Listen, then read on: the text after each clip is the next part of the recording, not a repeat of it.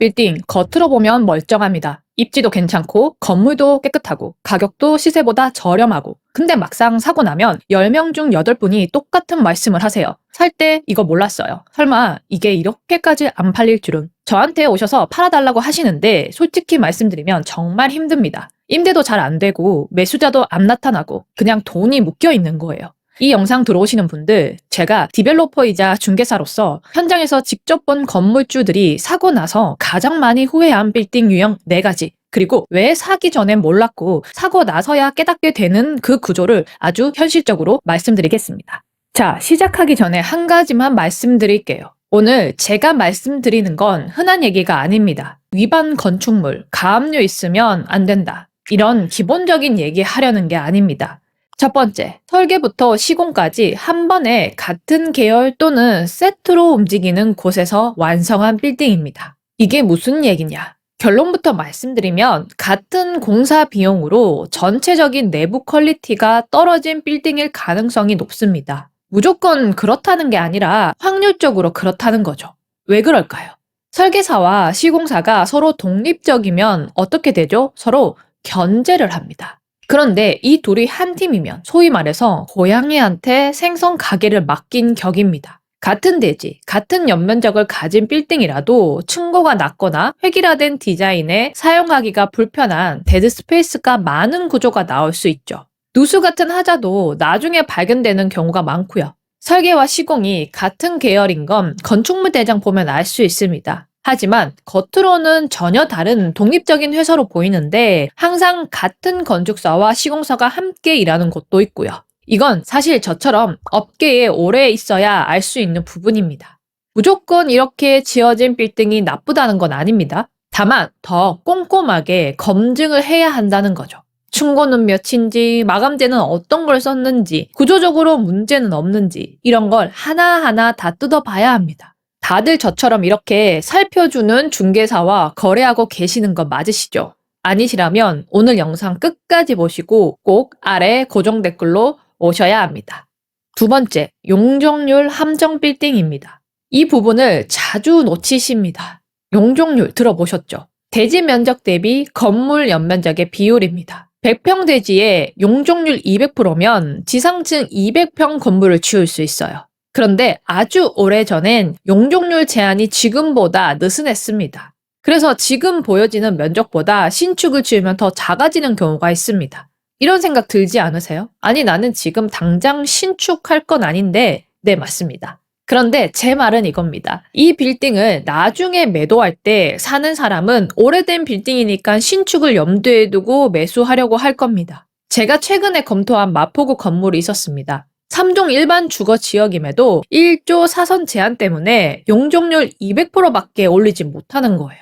현재 한시적으로 용적률 완화를 해서 3종이면 300%를 지을 수 있는데 100%를 채우지 못한다는 겁니다. 같은 50평이 되는 땅인데 50평을 더 짓지 못한다면? 꼬마 빌딩이라면 2개 층 정도가 사라질 면적입니다. 임대료로 계산하면 얼마나 손해일까요? 임대 수익으로 치면 월 500만 원, 연 6천만 원, 10년이면 6억입니다. 그리고 매매 가격도 상당히 낮아지게 되죠. 저 같은 경우는 이런 물건 보면 검토를 해서 적정 가격을 제시하고 안 되면 매수 제한을 하지 않습니다. 경제성이 없기 때문이죠. 대표님들, 사업하시면 원가 계산 철저하게 하시잖아요. 한 푼, 두 푼 다 따지시잖아요. 빌딩도 똑같습니다. 용적률 100% 차이가 수억, 수십억 차이입니다. 반드시 매입 전 건축사를 통해서 확인해 보셔야 합니다. 자, 여기까지 2가지 유형을 말씀드렸는데요. 혹시 지금 매수 검토하고 계신 빌딩이 있으세요? 설계, 시공 이력은 확인해 보셨고요. 용적률 계산은 해보셨나요? 이런 것들을 하나하나 짚어드리는 게 제 일입니다. 지금 빌딩 매수 검토 중이시거나 이런 부분들이 궁금하시다면 영상 아래 고정 댓글 클릭해주세요. 여러분이 놓치고 있는 리스크를 정확하게 짚어드리겠습니다. 그럼 계속해서 세 번째, 네 번째 유형 말씀드리겠습니다. 세 번째, 핫플 상권 빌딩입니다. 요즘 가장 핫한 상권 많죠. 젊은 사람들로 넘쳐나고 카페 웨이팅은 기본 30분입니다. 그런데 이런 생각 해보신 적 있으세요? 지금 이렇게 잘 나가는데 5년 후에도 이럴까? 강남 가로수길 빌딩 200억 폭락 기사 아시죠? 강남 가로수길 빌딩이 경매에 나왔습니다. 감정가 603억 원. 하지만 두 번 유찰되면서 최저 입찰가 482억 원까지 떨어졌습니다. 이유가 뭘까요? 바로 공실 때문이죠. 더 충격적인 사례가 있습니다. 세계적 부호 자라 창업자 오르테가 2016년 가로수길 건물을 325억 원에 샀다가 2025년 300억 원에 팔았습니다. 25억 원을 손해를 보고 팔았어요. 지금 핫한 상권, 가장 대표적인 곳은 바로 성수동입니다. 성수동, 지금 잘 선별해서 들어가셔야 합니다. 성수동에 관해서는 제가 따로 영상들로 잘 정리했으니 참고하시면 됩니다. 자, 생각해보세요, 대표님들. 유행 따라서 제품 만들면 어떻게 됩니까? 한두 해는 잘 팔려도 유행 지나면 재고 쌓이잖아요. 빌딩도 똑같습니다. 핫불 상권은 임대료도 높지만 공실 리스크도 높습니다. 트렌드가 바뀌면 임차인이 버티질 못하죠. 월세 500만 원 받다가 갑자기 공실 나면 그 다음 임차인 구하기 쉽지 않습니다. 왜냐하면 그 동네 자체가 이미 식었기 때문이죠. 핫불 상권 빌딩은 반드시 출구 전략까지 생각하고 매수하셔야 합니다. 네 번째, 마지막입니다. 건축선을 조심해야 하는 빌딩입니다. 건축선이 뭔가요?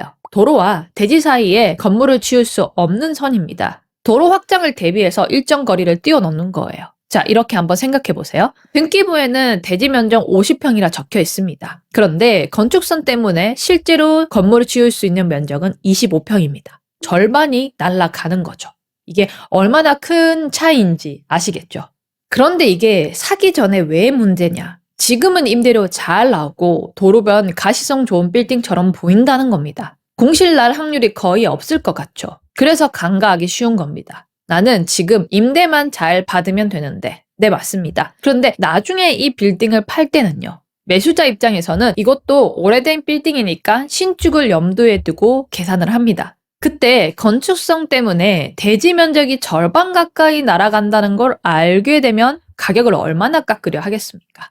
대표님들, 부동산 매각해보신 경험 있으신 분 아실 겁니다. 매수자는 문제점 하나하나 다 들고 와서 가격 깎으려고 합니다. 건축성 문제는 명확한 감점 요인입니다. 반드시 매입 전에 확인하셔야 합니다. 자, 정리하겠습니다. 오늘 말씀드린 4가지 유형 기억하시죠? 첫 번째, 설계 시공 세트 빌딩. 두 번째, 용적률 함정 빌딩. 세 번째, 핫불 상권 빌딩. 네 번째, 건축선을 확인해야 하는 빌딩. 이 4가지는 겉으로는 멀쩡해 보이지만 점검하지 않고 막상 사고 나면 후회할 수 있는 빌딩들입니다.